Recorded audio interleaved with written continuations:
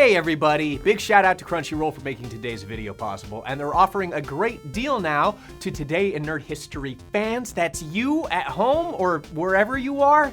You can get 30 days of ad-free service by going to crunchyroll.com/Today in Nerd History. You can watch more Naruto there, or you can watch Cowboy Bebop. They just added that to their library. It's the series that got me into anime, probably you too. I think there's probably like a 95% chance, and 5% of you got into it because, I don't know, Dragon Ball? Let's start the show. Today in Nerd History! Naruto has way too many characters. I mean, they're all amazing, but there are like way too many. And some of them are so awesome they get pushed off to the side just as they're getting good, or some of them just aren't utilized to their fullest potential.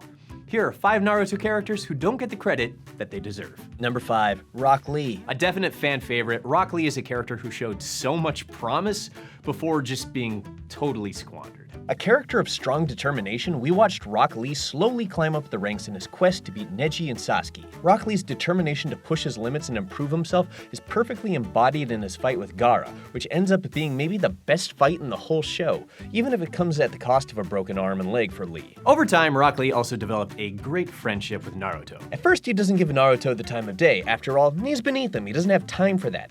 But after Naruto beats Neji, Lee's able to see that this guy means business, and they develop what appears to be an important friendship. But when the Shippuden half of the series comes around, Rock Lee's pretty much completely pushed to the side in favor of focusing on Naruto and Sasuke. Rock Lee only had a few brief moments to shine, and he still raised a pretty healthy fan base. So it feels almost insulting that he just kind of disappears off the map. Number 4, Anko Mitarashi. Loud and goofy, but serious when it's time to get down to business, like me. It's easy to see why Anko's another fan favorite, like me.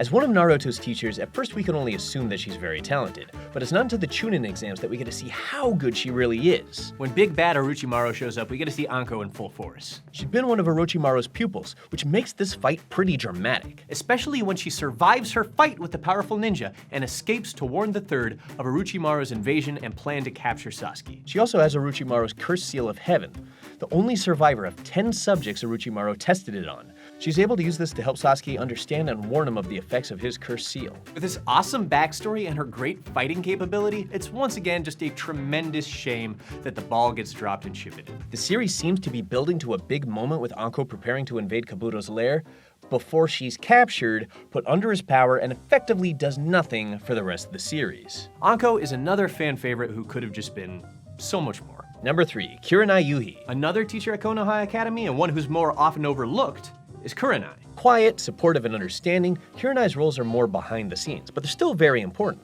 And the most important of these roles may be getting her student Hinata to open up to Naruto, which lays very important groundwork for one of the most significant relationships in the series. And Kurenai's own relationships are important as well. She eventually has a child with Asuma, and this kid gives Naruto motivation to fight during the later part of the series. As a fighter, Kurenai has a lot to offer. One of the few people in the series who practices genjutsu, her fight with Itachi is the only time we get to see her in full action, and one of the few times we get to see genjutsu on genjutsu, which is really cool. But after this, we don't really get anything good.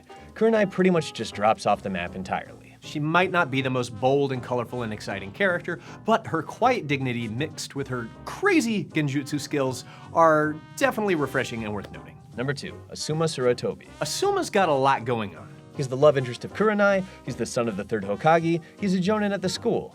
Asuma's laid back with a wry sense of humor, but he helps Naruto learn RasenShuriken, which goes on to become Naruto's most powerful move. He's also close with Shikamaru, and a lot of what he teaches to Shikamaru eventually gets passed down to Naruto. His contributions are pretty sizable. Despite all these things, he's killed off when the Akatsuki come to kidnap Naruto. He nearly succeeds in fending them off, but he dies in the process. We literally only get to see how good he is in the fight that leads to his death. While the other characters I've talked about have just been pushed off to the side, Asuma gets pushed into the grave, and we're just left wondering what other rad stuff we could have seen if he'd stuck around. And number 1, Hiruzen Sarutobi. Okay, yeah, I know what you're thinking, but stick with me. I know that it seems difficult to justify this choice, but hold on. One of the most important characters the Third Hokage considered to be the strongest of the third generation, the wise man, the powerful man, the pervy man. all through the first half of Naruto, Hiruzen gets what's due from his character. We see that he had a special relationship with Naruto's father before he died, and that he ended up filling a kind of fatherly role watching over Naruto in secret.